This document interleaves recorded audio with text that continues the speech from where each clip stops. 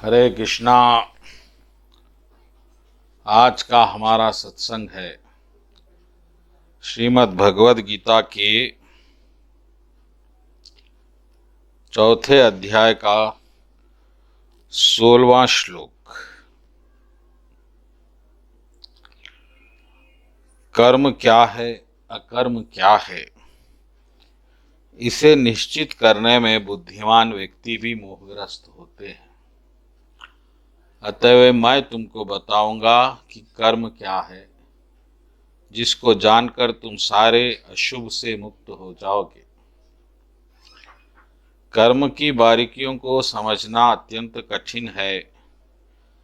मनुष्य को चाहिए कि वह समझे कि कर्म क्या है, अकर्म क्या है और विकर्म क्या है। जो मनुष्य कर्म में अकर्म और अकर्म में कर्म देखता है, वह मनुष्यों में बुद्धिमान है और सब प्रकार के कर्मों में प्रवृत्त रहकर भी दिव्य स्थिति में स्थित रहता है। कर्म क्या है ये हम नहीं जानते। हम कर्म करते जरूर हैं, लेकिन इस कर्म की उपज क्यों हुई, कैसे हुई, किसने किया और हमको इसमें क्यों लगा दिया, ये हमको नहीं मालूम। साधारण आदमियों की बात छोड़ दीजिए। भगवान कृष्ण कह रहे हैं यहाँ पर कि ज्ञानी भी मोहित है। बड़े बड़े ज्ञानी भी ये नहीं जानते कि कर्म क्या है, कर्म क्या है, विकर्म क्या है।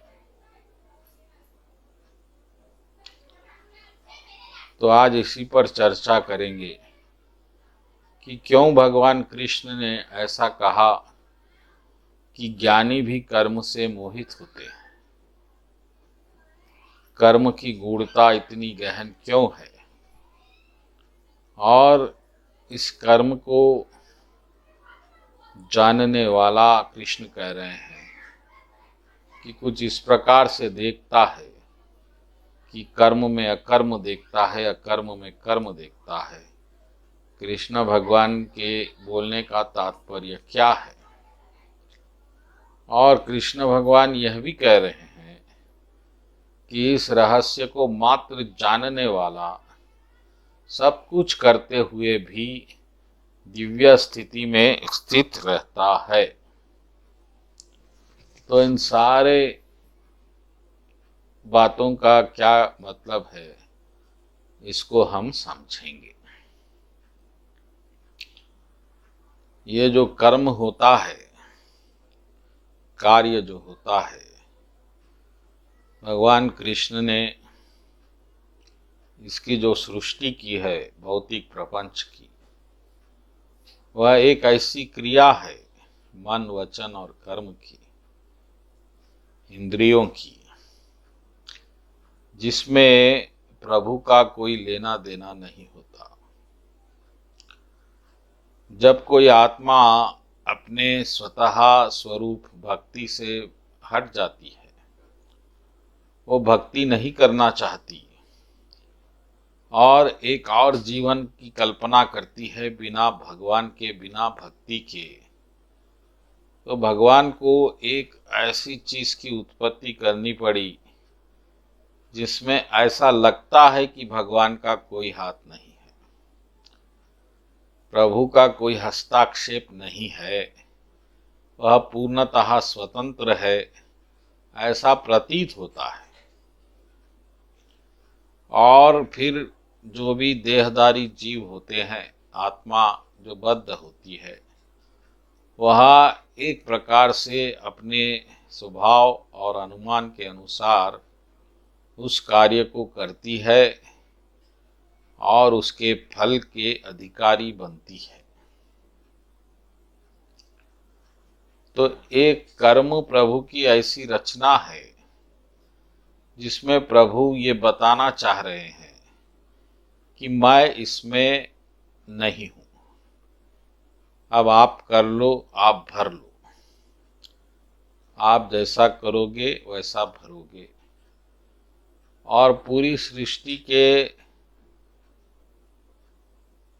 व्यवहार को भगवान ने इसमें ढाल दिया है कि इस भौतिक जगत में आपको कुछ पाना है तो आपको कर्म करना होगा। यानी कि ये कर्म जो फल देता है वह एक मानो में प्रभु की कृपा को ढकता है, क्योंकि कर्म तो आपने किया तो फल आप भोगेंगे, इसमें भगवान का कोई लेना देना नहीं होगा।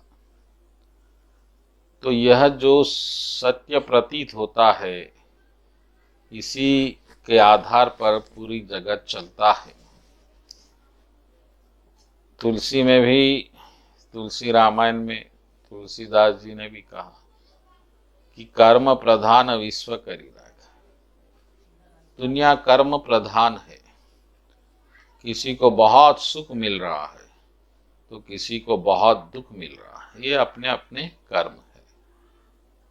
लेकिन भगवान ने कर्म क्यों बनाया और हम इसमें क्यों उलझ गए, यह प्रश्न मुख्य है। तो मैंने जैसे अभी पहले कहा कि कर्म की रचना उन आत्माओं के लिए हुई जो प्रभु की भक्ति को ठुकरा चुके, जो प्रभु के शरणागत नहीं है और बिना भगवान के सहारे के वह एक अपना जीवन अलग बनाते हुए सुखी होना चाहते हैं। ऐसी आत्माओं के उद्धार के लिए भगवान ने कर्म बनाया। और उसमें मात्र ऐसा प्रतीत होता है कि भगवान का कोई लेना देना नहीं है, लेकिन सत्य ऐसा नहीं है। सत्य यह है कि कर्म के रचयिता भगवान है, कर्म करने वाले भी भगवान है, कर्म का फल देने वाले भी भगवान है। हम मात्र भ्रमित होते हैं। इसलिए भगवद गीता में भगवान ने कहा कि अहंकार विमूढ़ आत्मा करता है मितिमान। जो आत्मा अहंकार से बंधी जाती है वो अहंकार आप में ऐसा भाव बनाता है कि कर्म आप कर रहे हैं, जबकि कर्म आप नहीं करते, प्रकृति करती है। अब प्रकृति क्या है? प्रभु के भिन्न शक्तियां हैं, जल वायु अग्नि और जो भी अहंकार बुद्धि मन, ये सब जो है भिन्न प्रकृति है जो प्रभु ही है। तो इस तरह से हम मात्र अपने अहंकार के वश में यह सत्य मान बैठते हैं कि मैंने कर्म किया और फल का अधिकारी मैं हूँ। लेकिन जिसको ज्ञान हो जाता है वह इस भ्रम को त्याग देता है और वह यह सत्य जानता है कि कर्म का आधार भी प्रभु है, प्रकृति का आधार भी प्रभु है और आत्मा का आधार भी प्रभु है। इसी तरह ये तीनों आश्रित प्रभु पे है और प्रभु की कृपा से ही ये तीन कार्य संभव होते हैं। इस तरह से वह कर्म के फल को त्याग के प्रभु की कृपा को अपनाता है। ये भक्त की विशेषता है। जो लोग भक्त नहीं है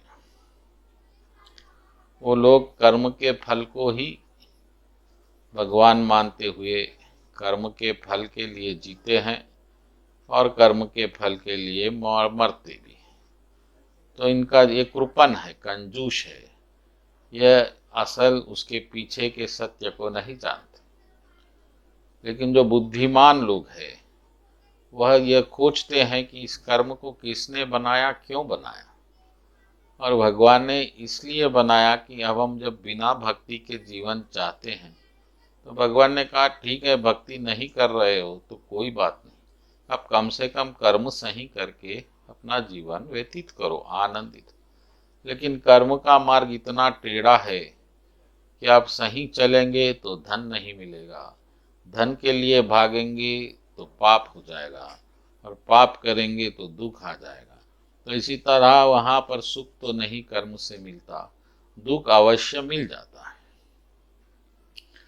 तो इस चक्र में जीवात्मा फंस चुकी है, और इस कर्म के चक्र को तोड़ने को ही मुक्ति कहते हैं। कोई भी धर्म हो, इस कर्म के चक्र को तोड़ने पर विशेष बल दिया है। खास करके हिंदुइज्म में और बुद्धिज्म, जैनिज्म, ये सब कर्म के चक्र को तोड़ने के लिए उन्होंने अपने अपने मार्ग बनाए। लेकिन इसका सरल मार्ग यही है कि जिसने कर्म बनाया उसके ही शरण में जाने से हमारा कर्म उससे जुड़ेगा और हमको शुभ अशुभ फलों से भगवान बचाएंगे। तो सीधी सी सरल सा उपाय है। इसलिए भक्तगणों, कृष्ण कह रहे हैं कि बड़े बड़े ज्ञानी इसमें मोहित होते हैं कि कर्म कर्म प्रधान है, कर्म प्रधान नहीं है, कृपा प्रधान है दुनिया। जब ये सत्य प्रतीत हो जाता है तो कर्म की निर्भरता और कर्म की महत्वता कम हो जाती है, और जो कर्म होता है वह भी दिव्य हो जाता है, क्योंकि वह कर्म फिर किसी सुख की प्राप्ति के हेतु नहीं होता, वह प्रभु के संतोष के हेतु होता है। यही है परम सत्य। बोलो कृष्ण कन्हैया लाल जी की जय।